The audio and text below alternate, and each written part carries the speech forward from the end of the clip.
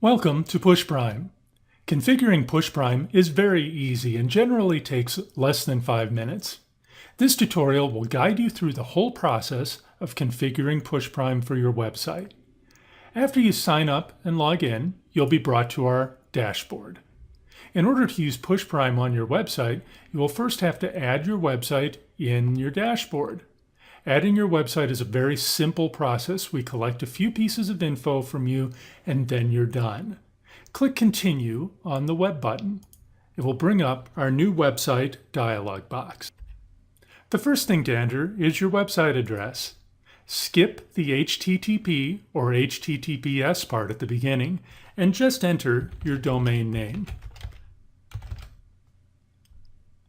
At this point, you have to indicate if your website is secure or not secure.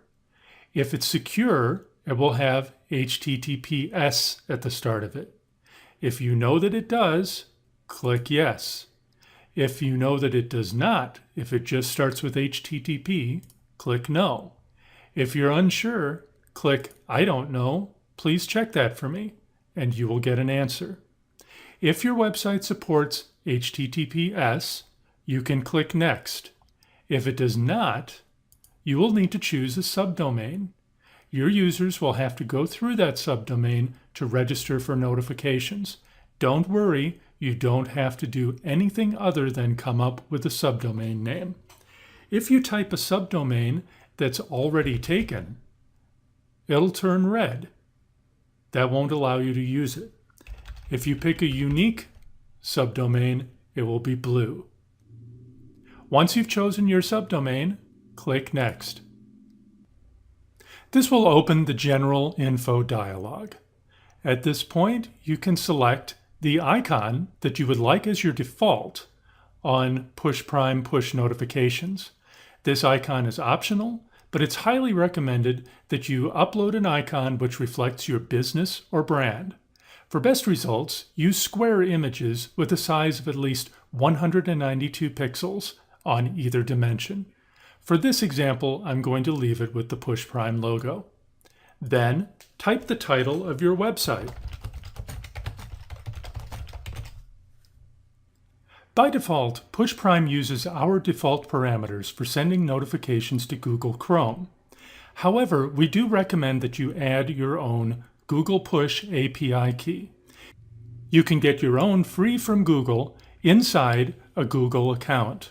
If you have your own Google Push API key, check this box and enter your credentials. As well, for Apple Safari, you will need an Apple Developer account.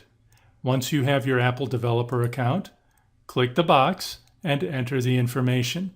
You can come back at any time into your settings and make changes to these. When you click Next, we have our consent dialog configuration. Web browsers can be very stubborn when it comes to push notifications, generally to prevent people from abusing the service. So they don't allow us to customize the default permission window that opens. We have observed that opt-in rates significantly increase if you explain to users why you need to send them notification. This is when consent dialog comes into play. Before showing the default permission dialog, a special additional modal dialog will appear in the web page explaining to them why you need to send them notifications. The following image will show how it will look.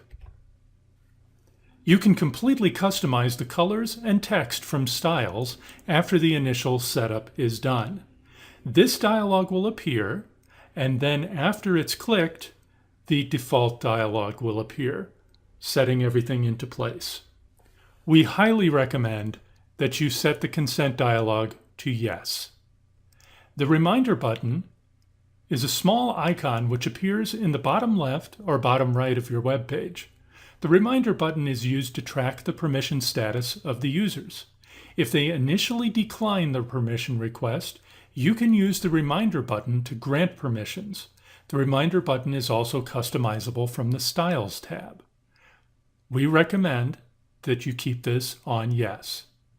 When you click Next, you'll get your embed code, which you need to add into your web page. That is this code right here. you will have to add this into any page where you want to enable PushPrime. Make sure it's before the closing body tag.